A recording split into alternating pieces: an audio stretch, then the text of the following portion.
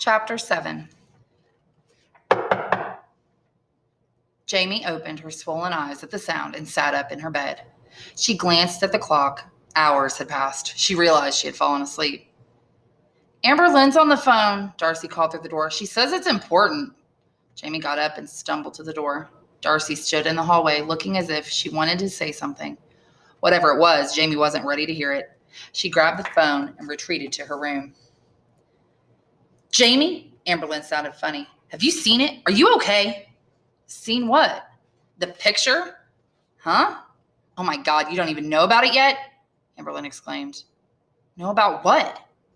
"Someone sent a nasty picture of you and Angel to everyone's cell phone." "What?" Jamie shook her head, trying to make sense of what Amber Lynn was saying. "What do you mean nasty?" "Well, I don't have a cell phone, so I didn't see it yet, but Alicia did." Amber Lynn spoke quickly as if she couldn't force the words out fast enough. "She said Angel looks half naked in it and your arm is around her. She said it kind of looks like you're together or something." "Together?" Jamie cried. The room seemed to spin. "Like in that way." "I understand what you mean, Amber Lynn," Jamie snapped. "But that ain't right." I know, Jamie," Amber Lynn said earnestly. "That's why I called you. I'm just telling you what Alicia told me. She was looking at it just now." "I don't believe this," Jamie huffed. "There had to be some kind of mistake. She would never be involved with anything like what Alicia described. Besides, she hadn't even taken any pictures with Angel." "She's wrong or she's lying. There's no way that's true." "That's what I said, but she said I should see it. Can you meet me over there?" Jamie rubbed her face. It was nearly 8 o'clock, and on school night she was supposed to be in by 7. But now both of her parents were at work, and only Darcy was in the house. What could she do? Besides, Jamie knew she was in a ton of trouble already. How could it get any worse, even if Darcy told on her? "I'm on my way," she said. Darcy stood in the hallway, stern-faced, with her arms crossed on her chest. Maybe she had been listening. Jamie couldn't tell. "Where are you going?" Darcy demanded, as Jamie rushed toward the front door. "Out," she answered, without stopping. "Mom and Dad said—" "I don't care what they said," Jamie grumbled. "This is important." Darcy crossed her arms and stood between Jamie and the door. "I can't let you do this, Jamie. When Mom and Dad find out—" "They're not going to find out unless you tell them, Darcy." "Don't do this, Jamie. Whatever it is, it's not that important. After everything that happened tonight, you need to stay home and study. I can help you. You need to pass that test." "And you need to get out of my face, Darcy," Jamie warned. Her hands trembled, and she glared into her sister's eyes. She would knock her aside if she had to. Though Darcy was older, Jamie knew she could overpower her sister, especially with the way she felt right now. She was sure Darcy knew it too. "You can't run away again, Jamie. I won't let you. You can't do that to Mom, not with the baby." "I'm not running away. I'm going to Alicia," she grumbled. "Now move." Darcy paused and shook her head as if she knew she couldn't stop her. Then she stepped aside. "Whatever you do, I'm not going to cover for you." "Then don't," Jamie said angrily. She shouldered past Darcy and stepped out alone into the cool, dark evening. Jamie couldn't believe what she saw. On the tiny screen of Alicia's phone was a picture just like Amber Lynn had described. Angel wore a white sports bra and slumped forward looking upset, almost teary. Without a shirt on, her torso was long and wiry, and her chest was pointy and small. Jamie sat close to her, an almost tender look on her face. Her arm rested gently on Angel's bare shoulders. The picture even contained a short caption. "Look who's in love," it said. Jamie almost smashed Alicia's phone against the wall. She knew the picture was taken the day Vanessa and her friends stole Angel's shirt. She could even see the hazy image of a locker behind Angel's head. "Vanessa did this. I know it," Jamie fumed, barely able to contain her anger. "I can't believe her." "Yeah, but she probably didn't take the picture herself. She's smarter than that," Amber Lynn said. "I bet she got one of her friends to do it for her." Jamie studied the image again. The person who took it had to be standing at the corner of the row of lockers, and then it clicked. Tasha. It all made sense. No wonder Tasha had been looking so guilty lately. No wonder she'd been standing there fiddling with her cell phone the day it happened. No wonder Vanessa and her friends were hunched over her cell phone at Nico's. Jamie told Amber Lynn and Alicia everything that happened at the pizzeria. "Now I know why they were laughing," she added, her hands flexing with anger. "Yeah, they were probably pressing send on your picture right then," Amber said. "I still can't believe she sent it to the whole school like that. That girl is messed up," Alicia said. Jamie couldn't believe it either. The more she thought about it, the more she wanted to rip out Vanessa's hair extensions and smack Tasha in the face with them. "I guess she meant it when she threatened you," Amber Lynn added. Yeah, well, I'm going to take that girl down. There ain't no way she's going to get away with this. You can't just fight her, Jamie, Amberlynn frowned. If you do that, they'll suspend you from school and throw you off the squad. That's exactly what Vanessa wants to happen. Look, if they did this to keep Angel off the cheerleading squad, all you got to do is tell Coach Seville. She'll kick him off the squad in 2 seconds. And that way, you'll still have a chance to be on the team, Alicia suggested. Jamie shook her head. She hadn't told on anyone in years, not even if she knew some of the kids who sold drugs after school, stole cars from Union Street, or busted the swings in nearby parks. Ratting people out didn't seem right, but maybe now it was different. I hate to say it, but Alicia's right, Amberlynn agreed. Besides, you don't want to fight all them girls. I know you're crazy sometimes, but some of them look kind of fierce. I don't care who they are, Jamie snapped. They're going to have the whole school talking about me. She could almost hear the laughter as people checked out their messages and saw the picture. She knew others would look at it and think it was real, more proof of her wild reputation. Des might be one of them. The thought made her stomach twist. What if it gets online or Facebook or MyFace? Jamie wondered, and then cursed out loud. Calm down, Jamie. It's no big deal. Just tell Coach Seville tomorrow. She'll boot Vanessa and Tasha out before the auditions even start. The whole thing will be over just like that.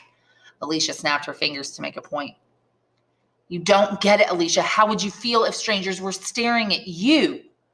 Alicia shut her mouth, and for a moment, the 3 girls were silent. Do you think Angel has seen these pictures? Amberlynn asked finally. It might be worse for her. No one even knows her. Jamie shook her head. She hadn't even thought about Angel. As shy and alone as she was at Bluford, the picture would be devastating. I don't know. Alicia frowned. Well, if Vanessa wants her to drop out of the tryouts, she'd probably make sure she saw it. That's what I would do if I were them. Yeah, but Angel doesn't have a cell phone. I bet she doesn't even know about this, Amberlynn said. No matter what, she's going to find out tomorrow, said Alicia soberly. Jamie stared at the tiny image again. Each time she looked at it, she felt angrier. Part of her wanted to fight Vanessa and Tasha first thing tomorrow and tell the entire school what they had done. Another part was so embarrassed she didn't want to set foot at Bluford again. But then she thought about Angel. She was the one who was half naked. She was the one everyone would see. She was the one who had no friends at Bluford. Someone had to look out for her. So what you gonna do? Amberlynn asked. Jamie tossed Alicia's phone aside and stood up, her forehead pounding.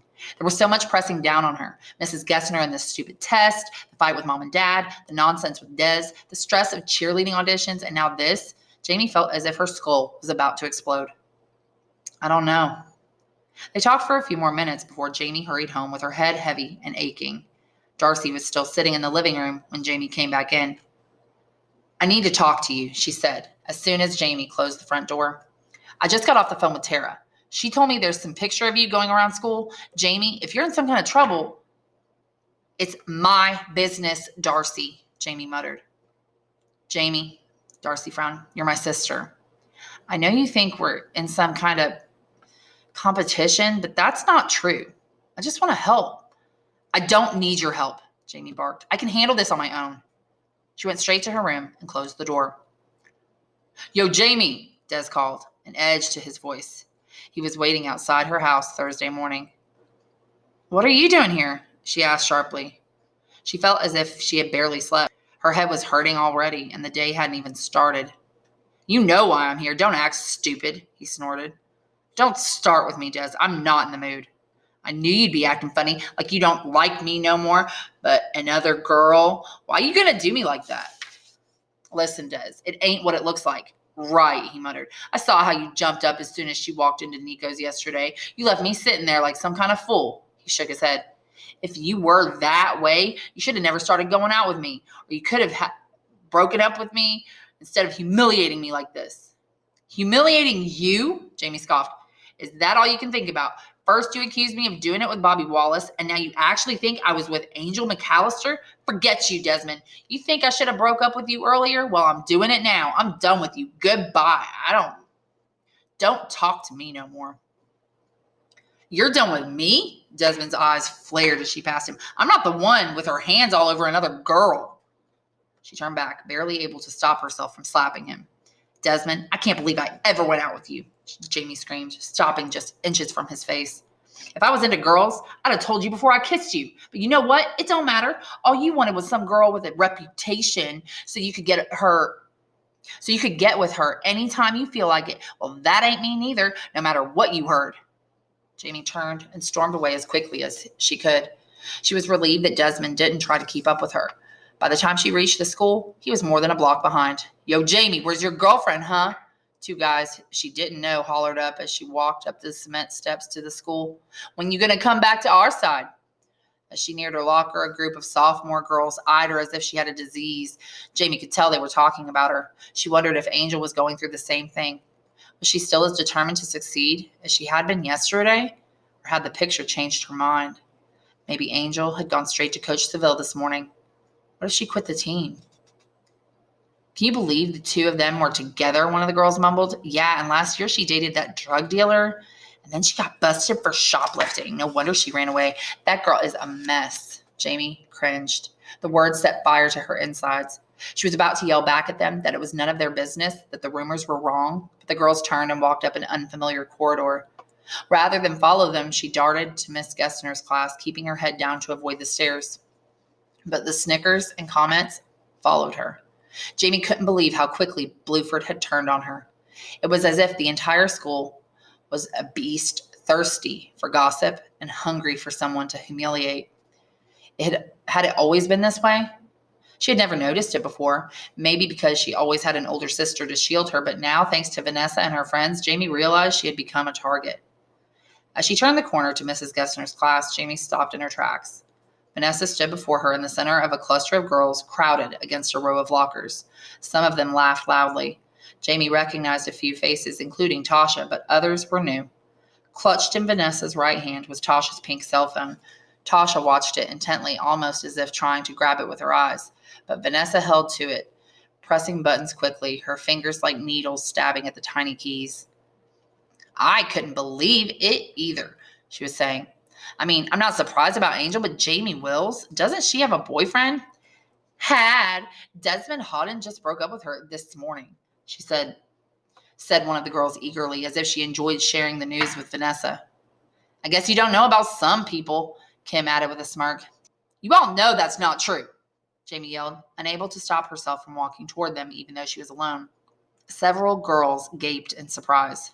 Tasha stepped back, avoiding her gaze, while Kim flashed a mean grin. Here we go, Kim said, dropping her backpack.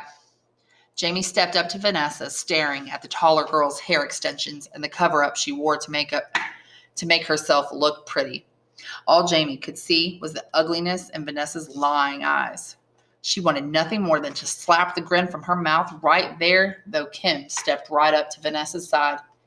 It's a lie, and you know it, Vanessa, Jamie hissed. Girl, you're tripping, and you're about to get yourself in trouble, Vanessa warned. I know what you did. I saw you holding that phone yesterday at Nico's. I know you got Tasha to take that picture. Really? Vanessa crinkled her brow. Did I force you to take a picture, Tasha? Tasha glanced at Jamie, then hung her head without saying anything. Vanessa glared at her. I don't know why you don't just admit it, Jamie. So what if you have a thing for Angel? Besides, the picture isn't on this phone. Tasha wouldn't keep anything like that on here, see? Vanessa smirked as she held out the phone. The screen was blank, as if everything had been erased. Wow! Jamie reached out and smacked the phone from her hand. It tumbled to the ground, where Tasha quickly grabbed it. Kim shoved Jamie back. Voices hooped and hollered. They're gonna fight! Someone shouted. Girl, fight! The calls echoed down the hallway. People gathered around. Tell them what you did, Jamie ordered, her fingers curling into fists as she glared at the two girls. Vanessa didn't even flinch. I ain't done nothing to you, and if you think I did, prove it, she said with a wicked sneer on her face. Come on, girl, if you're so bad, bring it, Kim taunted. It was too much. Jamie was about to throw a punch when a classroom door suddenly swung open. Mrs. Gessner stepped out into the hallway. Overhead, the warning bell rang. Students had 1 minute to get to class.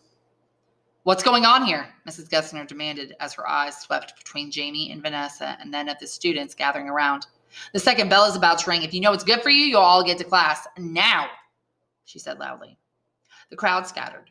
Vanessa tossed her hair and walked away with a smirk. Jamie Wills, get in here right now, Mrs. Gessner ordered.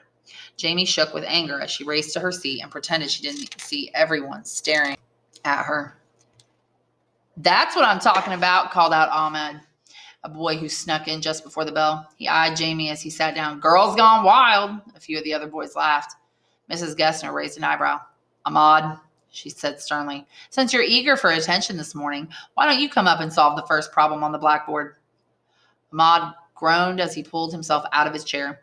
Jamie pretended to watch him as he struggled to solve the equation the teacher had written, but it was all an act. She kept blinking fast to keep from crying. As the class dragged on, Jamie couldn't stop replaying the events in the hallway.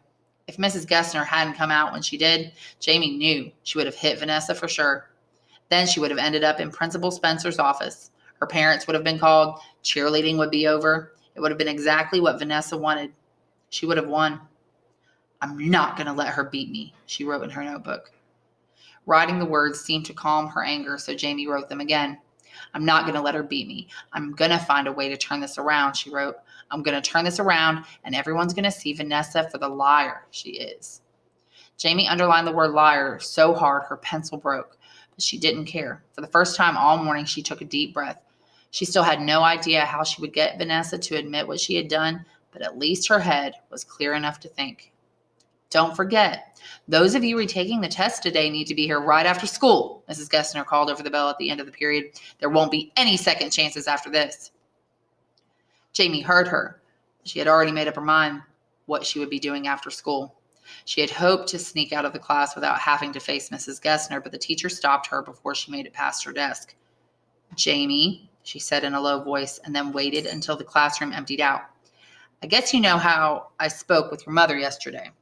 I explained to her that you're in jeopardy of failing this course and that we really need to get a handle on it before it's too late. Understand? Jamie nodded. Good. So you're going to show up and take this test today? Jamie hesitated. She knew she could just say yes and then skip the test later, but right at that moment, Jamie knew the last thing she needed was another lie. No, Mrs. Gessner, I'm not going to retake the test this afternoon. I have to go to cheerleading tryouts. Mrs. Gessner frowned. Jamie, I know cheerleading is important to you, but the fact is, you won't even be able to take the team if you fail this test. Jamie nodded. It was probably too late already, she figured. With all the drama last night, she hadn't studied at all. What chance did she really have of passing the test? At least this way she would know if she was good enough. There was another reason she needed to be there today. Angel. I know that, but I'm going to cheerleading tryouts. It's the last day, she said, thinking of all that had happened already and all that still remained undone. There's something important I have to do there. Do your parents know you're doing this? Mrs. Gessner asked sternly. Again, she knew she could lie, but she pushed it from her head. There had been enough of that already. I don't think so. Jamie, I know you think I'm just trying to ruin your life, but honestly, I'm trying to help you. Your parents are too. We're all very concerned. You're a bright girl, Jamie, as bright as your sister, but, she sighed, it's like you're trying to throw your future away. Jamie shook her head. It wasn't the teacher's fault she didn't understand, but Jamie wasn't going to play games anymore. I'm not throwing my future away, Mrs. Gessner, Jamie said firmly. It's just that I don't see my future the way you do, or like my parents do, or like Darcy sees hers. She stood up straight and looked her teacher in the eyes. I can't take the test this afternoon. I have to go to cheerleading tryouts. I'm sorry. I'm sorry too, Jamie, Mrs. Gessner said with a heavy sigh. Very sorry.